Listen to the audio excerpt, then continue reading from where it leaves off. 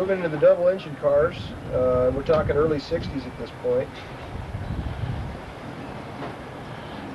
Well, we went to Green Valley in '61. Yeah. Took all 3 cars.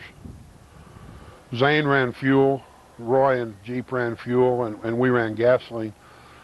And Zane or Langley won. I can't remember which beat Jeep. And then Zane he won top fuel, and we raced Ed Garlett's for top gas, and Lefty, he was real late. Something happened, something distracted him, and Ed beat him. We ran quicker and faster, but Ed beat him, and then they ran together.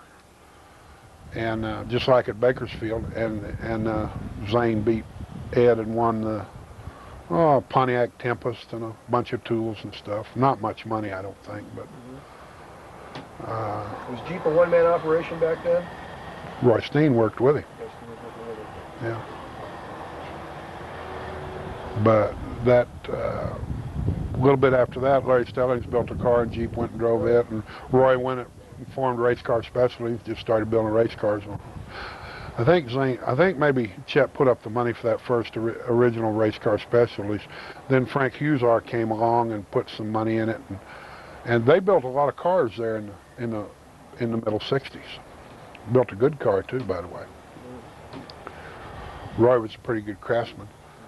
But when we got back we went back, like I said, after we got through Green Valley, we took all the motors, put them in Larry and Lefty's carryall, and we went up into Detroit, and Zane and everybody went back home.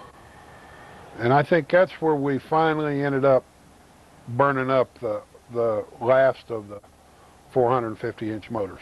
Was up on that trip. We came back, and by then, our cars had started, the Chryslers were catching up to them. And we couldn't race with them anymore, so Chet, he got mad and he was going to quit. Because he didn't like blowers, he didn't like Chryslers, he didn't like nitro. And they had top gas, but there wasn't no glory in the top gas part of it by then. And so Chester, finally he told him, he said, look, we're just going to have to build lightweight cars and put one blown motor in them and run fuel. And they did that, and they started running good. They both ran in the sevens immediately, and that was when Zane had a car that had the motor way back in the chassis, I recall. He had them way back in the chassis, way forward in the chassis. Yeah. Let me tell you something, Zane Schuert's one smart person. But his actually ran better than Lefty's did, because he put more effort into it. Lefty just didn't put a lot of effort into it. By then he was building a lot of cars for people, and especially them modified fuel roadsters. Lefty built about 80% of them, I think, because he built one for the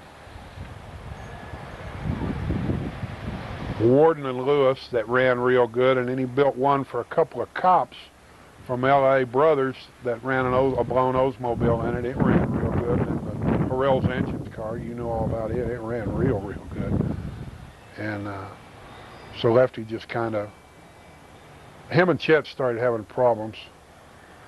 And one day there wasn't no car there. And then Zane got to where he couldn't win. The Chryslers had really caught up by that time. And so Chester hired Connie Swingle in 1964. And Chet had Roy build him a car, and I don't know if you ever heard of this one, but it was a pretty nice car, 135-inch wheelbase. But the back was going to be on hinges, where you could raise it up, put Chet in it, and he was going to drive the car. Well, he showed up at Long Beach with that car one day, and Mickey went berserk. He said, I'll never forget it. There were two things happened that day. Warren and Coburn showed up with a car built out of all aluminum. That got him going. Then when Herbert showed up with this car, he went crazy. I won't repeat what he said, but he said, out of my drag strip, don't never come back. So Herbert had this car and all this stuff. He'd bought tons of Chrysler parts because he didn't go buy one of anything. He bought 10 of everything. And first thing I heard about it, I went over to Herbert's one day and Swingle come out the door, Connie Swingle. And I said, "What are you doing here?" He said, "I'm an employee."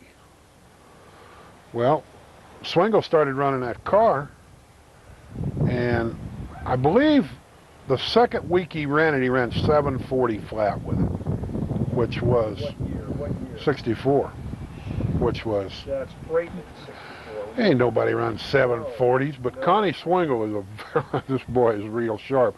Garlitz gets all the credit for this rear engine car. Connie Swingle's the one that did it all. I mean, I know the whole story on that.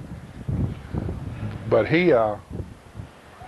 Swingle ran the car, and I started hearing the gossip right off that he had a Cryer cam in it. Well, I don't know if you know anything about these cam grinders, but they hated each other. That was not for publicity. That was fact. They didn't like each other. And everybody, his brother, knew that Swingle had a Cryer cam in that car, and I really don't know why, because at that time, every roller tappet camshaft that was in any fuel dragster in the United States, you could take a Herbert 70 and set it up beside it, and every one of them looked just alike. They were all copies of a 70. Even Cryer's was a copy of a Herbert 70. All of them were, because Chet Herbert designed that roller tappet camshaft in 1948, and he had more experience with it. He knew more about it. His rollers were a little bit ratty. They wasn't as good as some of the others, but the point is, there was no reason for Connie to put that Cryer cam in there. Chester found out about it, and naturally he went about 2/3 crazy. And he ran Connie off, and me and Tom Ferraro ended up with a car. And we didn't know nothing about running no blown fuel Chrysler. I didn't even know what a blower was. I mean, I knew they were in the opposite lane from us every time, but I didn't know much about them, you know. And so we fooled around, and Ferraro had a house, and him and his wife had just got a divorce, and he had a lot of money, and I had a little money saved, so I bought the car. Me and another guy, I can't even remember his name. He was a paving contractor there in Garden Grove, and we decided we're going to run this car. First we were going to run gasoline in it, but we had all these fuel parts, you know, so we figured, well, we might as well try it. And so we got a guy named Stone.